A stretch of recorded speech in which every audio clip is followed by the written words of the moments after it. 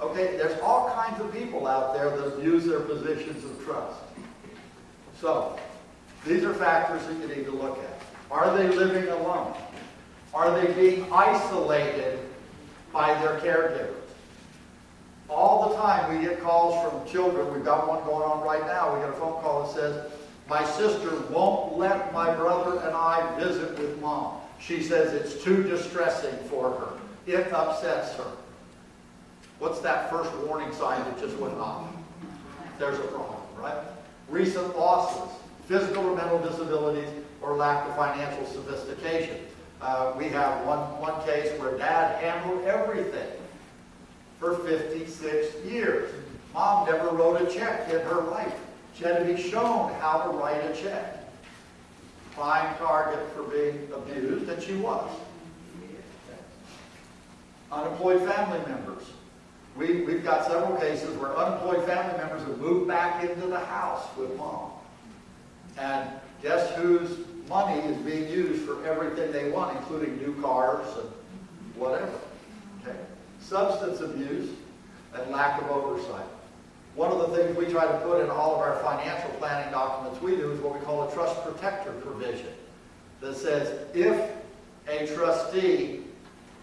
we feel that a trustee may be abusing their power, we can intervene and require a full accounting so we can find out what's been going on. So we use the trust protector laws.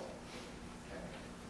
Other indicators, activity inconsistent with physical ability. We've got one case where mom was bedridden for the last 18 months, and yet every week there was $1,000 or $500, whatever it was, ATM withdrawal. Well, who was doing that? It probably wasn't mom. I don't think they rolled her bed down there to get that ATM. Numerous withdrawals, transfers between accounts, increased credit card, changes in beneficiary designations. That's something else we see an awful lot of. We have to be real attentive because we'll get a phone call from one of the children of a client and they say, mom wants to come in and change her beneficiary. She wants me to be the beneficiary of everything. And we're going, that's not the way it works. We have to meet with mom independently. We're going to spend a lot of time with mom. We're probably going to videotape the conversation with mom. And you're nowhere in the room. And we'll figure out whether we believe there's an issue here or not. And if we're not comfortable with it, we won't make the change. But we get that an awful lot. Additional signatories to accounts. How many of us see, gee, mom, you're not able to handle things that well anymore. Why don't you make me a signer on all your accounts? Those are warning signs, especially if they're not communicated to the other family members. And how many times, well, let's put it this way. In less than 20% of the cases we deal with do we ever find there's been a communication with the other family members. 80% of the time, well, mom told me to do it, but she said don't tell the other siblings because they'll get upset. Right? So you got to worry about that. New mortgages, we run into that. Large gifts. We had one where mom just wrote a check for $26,000 to one of the sons because he was such a loving, caring. Okay.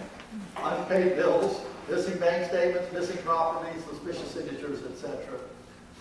And then, like I said, changes. Changes to an existing estate plan that are inconsistent. We've got clients that have been clients of ours for 30 years. That has been to bill and marry, bill and marry, bill and marry, bill and marry, bill and marry, bill. Is that a warning sign? Okay. And then unwillingness to discuss routine matters, isolation, increased concern with their finances. That's a good thing, but it can also be a bad thing. I had one that dad and his son and daughter-in-law came into the office, and I thought I was talking to a ventriloquist. Because I say, Dad, what do you want to do? He wants to do this. Dad, he wants to do that. I finally said, don't need to be impolite. Get out. I'm not going to talk to you. I need to talk to you, Dad, and I can't do it with you in the room. And we can politely get out, or I can pick you up and throw you the hell out. Because at this point, I'm fed up. I've been here 40 minutes, and I haven't heard Dad open his mouth yet. You know? So we need to have that kind of attentiveness to what's going on. The child that moves in and has no other support. We know that's an indicator. Not hired through a reputable agency. Be very, very careful of this. we've got several cases here where somebody hired a caregiver through a reputable agency, and then they terminate that contract, and then they come into us and they say, we want to write up a separate agreement with this individual. And I'm going, wait a minute. This person won't be bonded.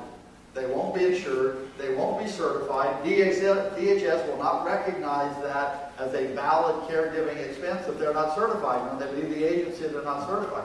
Do you realize what you're doing here? Well, we have such a great relationship. Well, all this person wants to do is make more money. Keep the relationship with the company. And you keep the same caregiver. Okay? So be wary of those types of situations. And then lack of regular review of caregiver incurred expenses. Social indicators.